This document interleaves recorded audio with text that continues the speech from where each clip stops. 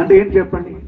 మీ పాత బంగారాన్ని ఇంటికి వస్తుంటారు అప్పుడప్పుడు కొంతమంది, మీకు తెలియకపోతే అమాయకులుగా ఉన్నప్పుడు మీ పాత బంగారాన్ని అంతా ఇలాగిస్తే మేము మంచిగా నీట్గా చేసిస్తామంటారు. కళ్ళు మూసి డబ్బాలో పెట్టండి అంటారు. మేము వెళ్ళిందా తీయండి అరగంట తర్వాత అంటారు. తర్వాత అందులో ఏముండదు. అలాగే మీ దగ్గర ఎప్పుడన్నా పండుగ వచ్చినప్పుడు, సందర్భం వచ్చినప్పుడు, పెళ్లి వచ్చినప్పుడు, వివాహం వచ్చినప్పుడు ఏం చేస్తారంటే ఇంట్లో ఉన్న పాత బంగారం అంతా తీసుకెళ్లి షాపులో ఇచ్చి కొత్త బంగారం తెచ్చుకుంటారు. అలాగా ఈ రోజు మీ దగ్గరికి ఒక నూతనమైన కోణంలో దేవుడు మీతో మాట్లాడబోతున్నాడు. దేవునికి మహిమ కలుగును గాక. చాలా సార్లు మీరు వాక్యం వింటూ వచ్చారు, కానీ ఈ రోజు ఈ వాక్యము మీ జీవితంలో ఒక వెలుగు తేవబోతుంది. దేవునికి మహిమ కలుగును గాక. నూతన సృష్టి అంట. ఏంటి చెప్పండి? మళ్ళీ గట్టిగా చెప్పాలి అందరూ. నూతన సృష్టి మీ జీవితంలో ఒక నూతనమైన కోణంలో దేవుడు దీవించబోతున్నాడు. దేవునికి మహిమ కలుగును గాక. దేవునికి మహిమ కలుగును గాక. నూతన సృష్టి అంటే ఇప్పుడు మీకోసం ప్రత్యేకంగా భూమి ఏమి కాదు, కానీ ఆయన తన పరిశుద్ధ గ్రంథంలో మీకోసం ఏర్పాటు చేసిన వాక్యాన్ని ఈరోజు మీకు వినిపించబోతున్నాడు. దేవునికి మహిమ కలుగును గాక. మరి ఎంతమందికి యెహోవా దేవుడు తెలుసు? ఎంతమందికి యెహోవా దేవుడు తెలుసు? ఓకే. ఎంతమందికి యేసుక్రీస్తు ప్రభు అయిన యేసుక్రీస్తు అయిన దేవుడు మీకు తెలుసు? ఎంతమందికి పరిశుద్ధాత్మ అనే దేవుడు తెలుసు? ఓకే. దేవునికి మహిమ కలుగును గాక. ఈ ముగ్గురు బైబిల్ గ్రంథంలో చాలా ప్రాముఖ్యమైన ప్లేస్లో ఉంటారు. నేను మీకు కొంచెము అందించిన నూతన సృష్టి చెప్పాలంటే ఆల్రెడీ జరిగిన సృష్టి గురించి చెప్పాలి. ఆల్రెడీ జరిగిన సృష్టి ఏంటి అని చూసినప్పుడు ఆది కాండం నుంచి మలాకీ కాండం దాకా మీకు అనేక మార్లు మీ జీవితకాలంలో ఎన్ని మార్లు విన్నారు. అయితే నూతనంగా ఈ సృష్టి గురించి చెప్పాలంటే ఆది కాండం నుంచి మలాకీ దాకా యెహోవా తండ్రి తన పాలనతో స్వయంగా తను పాలిస్తూ వచ్చాడు. ఇండైరెక్ట్ గా అంటే వెనక నుండి పరిశుద్ధాత్మ దేవుడు యేసుక్రీస్తు వారు వెంబడిస్తూ వచ్చారు ప్రజల్ని. ఆ తర్వాత మత్తయి సువార్త నుంచి ప్రకటన గ్రంథం దగ్గర చూసినప్పుడు మత్తయి నుంచి మత్తయి సువార్త, మార్కు సువార్త, లూకా సువార్త, యోహాను సువార్త, ఈ 4 సువార్తలో ప్రభువైన యేసుక్రీస్తు వారు కనిపించి అపోస్తల కార్యం 1:8 ఆయన ఆరోహణం అవుతూ కనిపించడం కూడా జరుగుతుంది. అది యేసుక్రీస్తు వారు ఉన్న జీవితకాలం. ఆ తర్వాత అపోస్తల కార్యం నుంచి ఎప్పటిదాకా కూడా పరిశుద్ధాత్మ దేవుడు భూమి మీద ఏలుతున్నాడు. అందును బట్టి దేవునికి మహిమ కలుగును గాక. ఆయన ప్రజలను తండ్రి యొద్దకు తీసుకుపోతున్నాడు. ఆయన ప్రజలను యేసుక్రీస్తు యొద్దకు తీసుకెళ్లిపోతున్నాడు. పరిశుద్ధాత్మ దేవుడు జనులందరినీ తమ పాపములు ఒప్పించడానికి ప్రభువైన యేసుక్రీస్తు దగ్గర తీసుకెళ్తాడు. ఇదిగో ఈయన యేసుక్రీస్తు వారు మీ పాపములను క్షమించడానికి ఆయన రక్త ప్రోక్షణ మీ కోసం చేశారని మీ హృదయంలో ఒప్పింపజేస్తారు పరిశుద్ధాత్మ తండ్రి. మీరు ఎప్పుడైతే పరిశుద్ధాత్మ దేవుడు మీలో హృదయంలో ఒప్పింపజేశాడో మీరు వెంటనే ఏం చేస్తారంటే యేసుక్రీస్తు నామములో ప్రభు నా కోసం మరణించాడు, తిరిగి లేచాడు మీరు నమ్ముతారు, విశ్వసిస్తారు.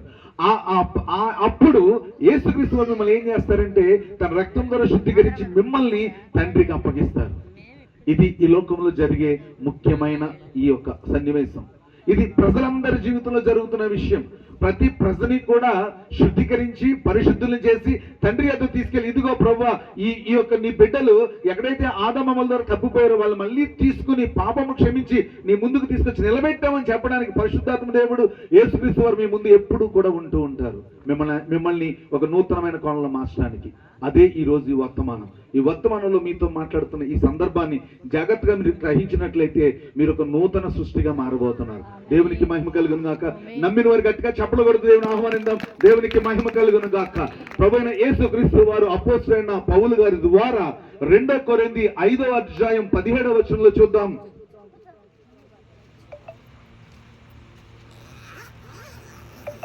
2 కొరింథీయులు అపోస్తలుడైన పౌలు ద్వారా 5:17 కాగా ఎవడైనను క్రీస్తు నందు ఉన్న ఎడల వారు నూతన సృష్టి, పాతవి గతించును, ఇదిగో కొత్తమైన. దేవునికి మహిమ కలుగును గాక. ఈ మాటలో కనిపిస్తున్న మాటలు చూసినప్పుడు ఇదిగో ఎవరైతే క్రీస్తునందు ఉంటారో వారు ఎవరంట? నూతన సృష్టి అంట. వారి జీవితంలో ఏంటంటే పాతవి వారి జీవితంలో గతిస్తున్నాయంట. ఇప్పటిదాకా నువ్వు ఎలా జీవించావో తెలియదు, ఇప్పటిదాకా నువ్వు ఎలా బ్రతికావో తెలియదు, ఇప్పటిదాకా ప్రభుని రక్షణ అంగీకరించి నువ్వు లోకంలో ఉన్నావో నాకు తెలియదు, లేదా ఇప్పుడు నువ్వు ఒకవేళ నీ పాతవి గతించేసి నువ్వు జీవిస్తున్నావో నాకు తెలియదు. కానీ మరొక్క మారు ప్రభువాక్యం నీతో మాట్లాడుతుంది. ఆయన మిమ్మల్ని న్యూ క్రియేషన్, ఒక నూతన సృష్టిగా మార్చాలని ఇష్టపడుతున్నాడు. హల్లెలూయా. భూమి మీద ఉన్న ప్రజలందరినీ కూడా ఒక నూతనమైన సృష్టిలో వారిని మార్చాలని ఇష్టపడుతున్నాడు. నూతనం అంటే ఏమీ కాదు, అదేమీ కొత్తగా ఉండదు. మరి ఆదాము అవ్వలు పండు తిన్నప్పుడు, పండు తినక ముందు వారి జీవితం ఎలాగుందో మీ జీవితాన్ని మళ్ళీ తీసుకుని అక్కడ తీసుకెళ్లాలనుకుంటున్నారు.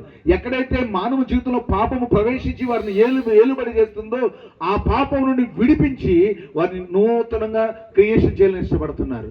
అప్పుడు వారి జీవితంలో అంటే అప్పుడు దాకా వారి జీవితంలో బాధ ఉంటుంది, అప్పుడు దాకా వారి జీవితంలో కష్టం ఉంటుంది, అప్పుడు దాకా వారి జీవితంలో పాపం వెలుబడి చేస్తుంది. కానీ ఎవరైతే నూతన సృష్టిగా మారబోతున్నారో వారి జీవితంలో నూతన క్రియేషన్ ఉంటుంది అన్నమాట. అంటే నూతనమైన ఆనందం, వారి జీవితంలో అన్ని కొత్తగా ఉంటాయి. ఆ సందర్భమే ఇప్పుడు ప్రభువైన యేసుక్రీస్తు వారు మాట్లాడుతున్న మాటలు చూద్దాం. కొంచెం అపోస్తలుడైన పౌలు రాస్తూ నెక్స్ట్ చూడండి దయచేసి. ఇక్కడ ఎవరు మాట్లాడొద్దు వాక్యం జరుగుతున్నప్పుడు. 18వ వచనం, సమస్తమును దేవుని వలనైనవి ఆయన మనలను క్రీస్తు ద్వారా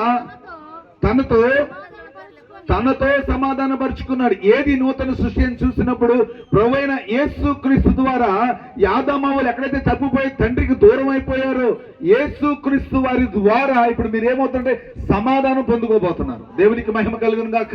చాలా మంది తండ్రితో సమాధానం పడకుండా ఉన్నవారు అనేక మంది ఉన్నారు. ఆ తండ్రితో సమాధానం పడాలంటే ప్రభువైన యేసు క్రీస్తు దగ్గరికి మీరు రావాలి. ప్రభువైన యేసు క్రీస్తు దగ్గరికి మీరు వచ్చినప్పుడు, ఆయన విశ్వసించినప్పుడు, ఆయన వెంబడిస్తున్నప్పుడు, పవిత్రంగా బ్రతకడానికి మీరు ఇష్టపడినప్పుడు, ప్రత్యేకంగా బ్రతకడానికి మీరు ఇష్టపడినప్పుడు, లోకంలో ఉన్న వారిని ప్రేమించడానికి ఇష్టపడినప్పుడు, లోకస్తుల్ని హత్తుకోవడానికి ఇష్టపడినప్పుడు, లోకస్తుల్ని శత్రువులుగా చూడకుండా మిత్రులుగా చూడడానికి మీరు ఇష్టపడినప్పుడు మీరు నూతన క్రియేషన్ అంట. దేవునికి మహిమ